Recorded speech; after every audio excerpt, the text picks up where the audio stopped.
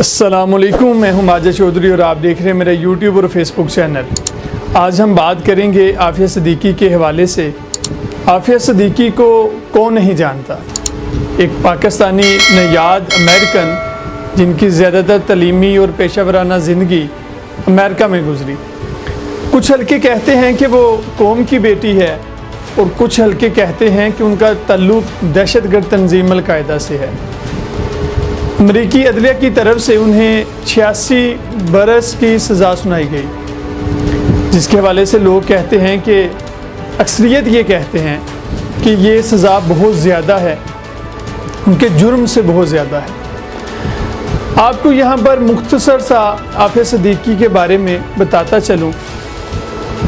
عافیہ صدیقی ایک سادہ اور مذہبی گھرانے سے تعلق رکھتی تھی۔ ان کا بھائی امریکہ میں زیر تعلیم تھا اور اس نے عافیہ صدیقی سے بھی کہا کہ آپ امریکہ میں اسکالرشپ کے لیے اپلائی کریں، لہٰذا عافیہ صدیقی نے اسکالرشپ کے لیے اپلائی کیا اور اس طرح سے عافیہ صدیقی اسکالرشپ کی بیس پر امریکہ چلی گئی۔ وہاں دنیا کی ٹاپ یونیورسٹی MIT میں بیالوجی میں بیچلر کیا اور ریسرچ میں ایوارڈ حاصل کیا۔ عافیہ صدیقی نے ریسرچ کے ساتھ ساتھ اپنی تعلیم جاری رکھی اور PhD کی ڈگری حاصل کی۔ عافیہ صدیقی کا شمار 300 ذہین لوگوں میں ہوتا ہے۔ 1995 میں ان کی شادی ڈاکٹر امجد خان سے ہوتی ہے۔ ان کے 3 بچے تھے اور ان کی ازدواجی زندگی بہت زیادہ عرصہ نہ چل سکی اور اس طرح 2002 میں ان کی طلاق ہو گئی۔ 2003 سے عافیہ صدیقی کراچی سے غائب ہو گئی اور ان کا کوئی سراغ نہ ملا۔ امریکہ میں اسیر ڈاکٹر عافیہ صدیقی پر پاکستانی قانون دان داؤد غزنوی نے عافیہ ان ہرڈ کے نام سے ایک کتاب تحریر کی، جو امریکہ میں 24 اکتوبر 2019 کو آن لائن جاری کر دی گئی۔ یہ کتاب اپنی اشاعت سے پہلے ہی Amazon پر بیسٹ سیلر کتابوں میں شامل ہو گئی تھی، جبکہ پیپر بیک پر یہ کتاب 9 نومبر کو ہیوسٹن امریکہ میں جاری کروائی گئی۔ داؤد کا دعویٰ ہے کہ اس کتاب کو لکھنے کے لیے کورٹ سے حاصل کردہ جتنے بھی دستاویزات انہوں نے پڑھے ہیں، ان میں پتہ چلا کہ عافیہ صدیقی القاعدہ کے کسی بھی معاملے میں ملوث نہیں پائی گئی، نہ اس میں ان کو سزا ہوئی ہے۔ یہ کتاب ایک ایسے وقت سامنے آئی تھی جب امریکی کانگریس کی ذیلی کمیٹی کے اجلاس میں بریڈ شارمن نے تجویز دی کہ ڈاکٹر شکیل افریدی کے بدلے اگر پاکستان کسی سزا یافتہ قیدی کی رہائی کا بھی مطالبہ کرتا ہے تو امریکہ کو یہ مطالبہ تسلیم کر لینا چاہیے۔ انہوں نے تاہم کسی قیدی کا نام نہیں لیا تھا۔ یہاں پر بتاتا چلوں کہ ڈاکٹر شکیل افریدی نے ہی اسامہ بن لادن کی گرفتاری میں امریکہ کی مدد کی تھی۔ ڈاکٹر شکیل افریدی کو مجموعی طور پر 4 مختلف دفعات میں 33 سال کی سزا سنائی گئی تھی، جس میں 3 دفعات میں ان کو 30 سال جبکہ ایک دفعہ میں 3 سال کی سزا دی گئی۔ تاہم بعد میں ان کی طرف سے اپیل کی منظوری کے بعد ان کی 10 سال کی سزا کم کر دی گئی تھی۔ عافیہ ان ہرڈ جو ہے وہ کیوں لکھی گئی؟ داؤد غزنوی نے اپنے انٹرویو میں بتایا تھا کہ انہوں نے عافیہ ان ہرڈ کیوں لکھی تھی۔ انہوں نے بتایا تھا کہ عافیہ صدیقی کا کیس انتہائی متنازع اور پراسرار ہے کہ آپ کو سمجھ نہیں آتی کہ آپ کس حلقے کی بات مانیں، امریکی یا پاکستانی حکومت کی، عافیہ کے خاندان والوں کی یا عوام کی ان کے بارے میں قائم ذاتی رائے کو مانا جائے۔ انہوں نے کہا کہ میں نے حقیقت جاننے کے لیے امریکہ کی southern district court new York, جہاں 2008 سے 2010 تک عافیہ صدیقی کا ٹرائل ہوا تھا، کہ مقدمے کی 5000 کے قریب دستاویزات حاصل کیے۔ ان تمام دستاویزات کو پڑھنے کے بعد مجھے معلوم ہوا کہ جو معلومات اس کیس کے حوالے عوام کو ملی ہیں وہ انتہائی مسخ شدہ تھی۔ مقدمے کی 60 سے 70% حقیقی سچائی عوام تک پہنچی ہی نہیں۔ میرے لیے یہ بات بہت اہم تھی کہ میں یہ وضاحت سامنے لے کر آؤں۔ جو دراصل عدالت میں ان کے ساتھ ہوا، اٹارنی داؤد لکھتے ہیں کہ عافیہ وہ واحد قیدی ہیں جنہوں نے الزام کو قبول ہی نہیں کیا۔ ان کا کہنا تھا کہ جب آپ عافیہ کا بیان عدالتی دستاویزات میں پڑھتے ہیں تو وہ واضح طور پر کہتی ہیں کہ ان کے نام پر دنیا میں کوئی دہشت گردی نہیں ہونی چاہیے، میرا کوئی تعلق نہیں دہشت گرد تنظیموں سے، یا میں نے کسی امریکی افسر پر گولی نہیں چلائی۔ داؤد نے مزید کہا کہ عافیہ نے کورٹ کی مختلف سماعتوں میں بار بار یہ بتایا ہے کہ وہ بگرام افغانستان میں خفیہ جیل میں قید رہی۔ یہاں پر اس سوال کو لے کر کچھ حلقوں نے معاملہ بہت متنازع بنایا ہے کہ عافیہ افغانستان کیوں اور کیسے پہنچی۔ عافیہ ان ہرڈ میں انہوں نے بتایا کہ امریکہ کا بیان 3 قیاس آرائیوں پر مبنی ہے۔ پہلی، خالد شیخ محمد کے بھتیجے عمار البلوچی سے عافیہ صدیقی کی شادی ہوئی اور عافیہ صدیقی انہیں ڈھونڈنے افغانستان چلی گئی۔ دوسرا، عافیہ افغانستان امریکہ کے خلاف جنگ لڑنے گئی۔ تیسرا، عافیہ کے پاس کچھ ہتھیار، کیمیکلز اور چند دستاویزات تھی جنہیں وہ طالبان تک پہنچانے کے لیے افغانستان پہنچی۔ عدالت میں عافیہ کے 2003 سے 2008 تک لاپتہ رہنے کے بارے میں بحث شروع ہوئی تو عدالت نے اس پر زیادہ توجہ نہ دی۔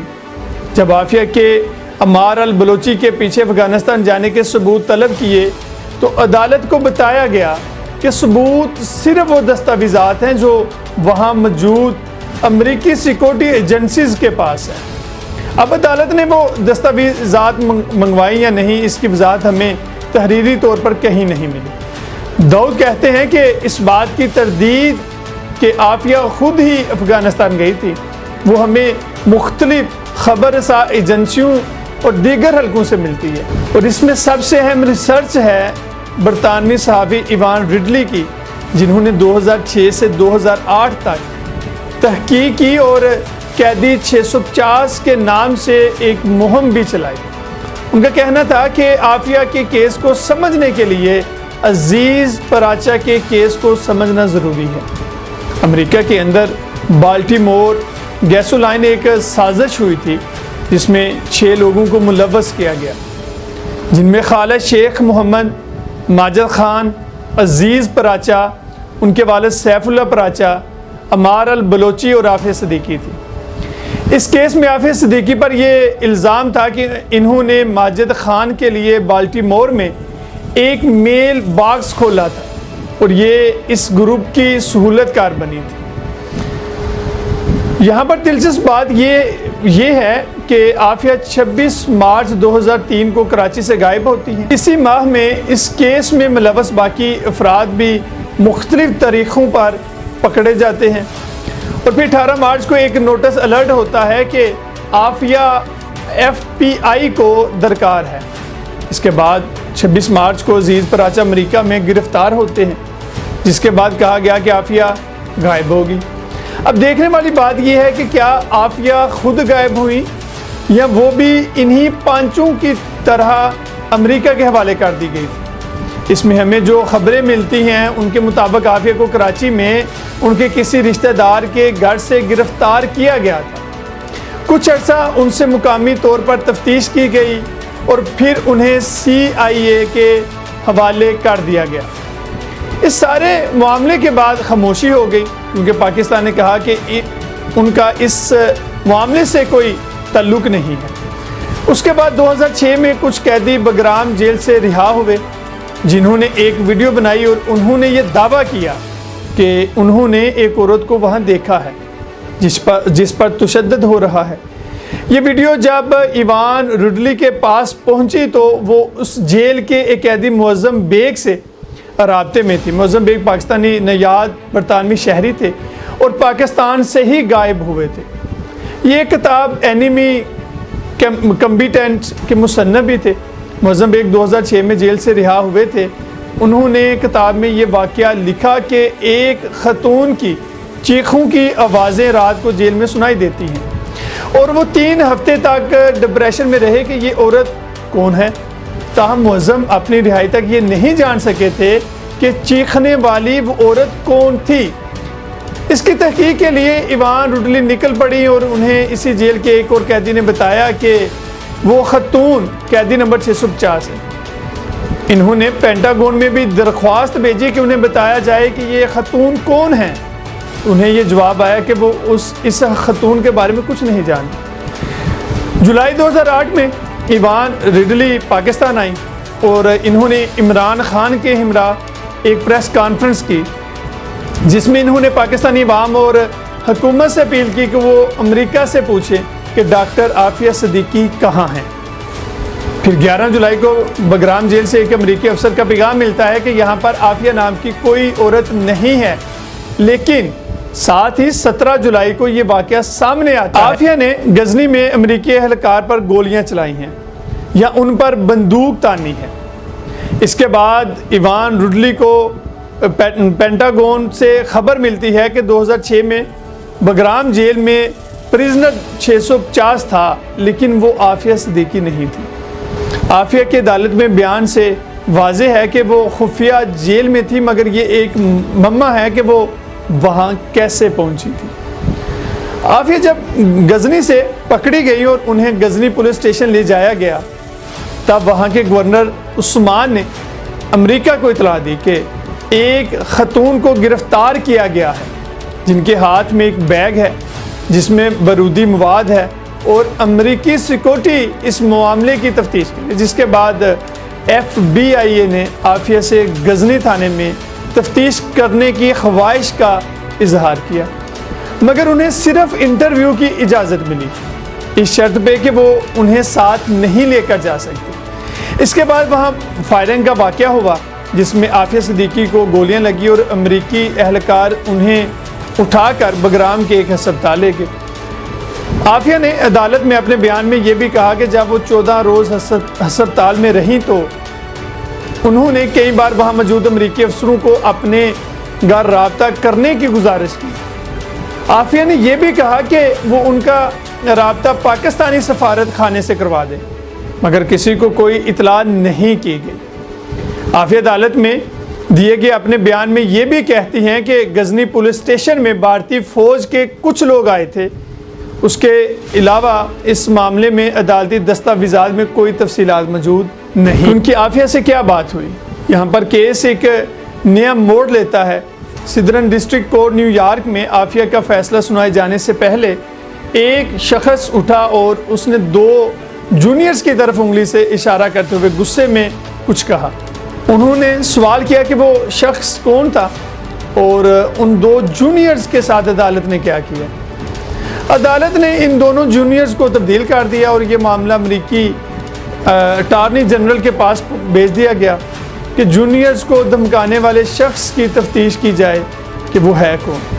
لیکن عافیہ نے جب اتنا اختتامی بیان دیا تو انہوں نے کہا کہ ان کے ذرائع کے مطابق وہ 2 جونیئرز ان کے حق میں فیصلہ دینا چاہتے تھے۔ یہ معاملہ ابھی تک حل نہیں ہوا، نہ اس کے بعد کسی نے اس کو دیکھا ہے۔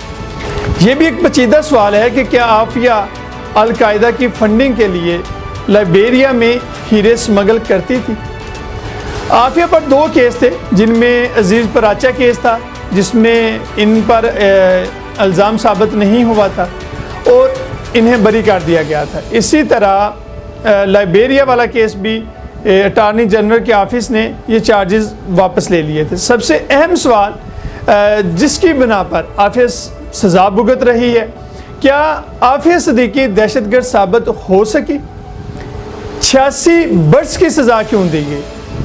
تو داؤد کا کہنا ہے کہ ان کے پاس موجود کورٹ کے دستاویزات کے مطابق امریکی پروسیکیوٹر نے واضح طور پر یہ کہا کہ یہ ہمارے کیس ہی نہیں ہے کہ عافیہ القاعدہ کی ممبر ہیں، ہم اس طرف آنا ہی نہیں چاہتے۔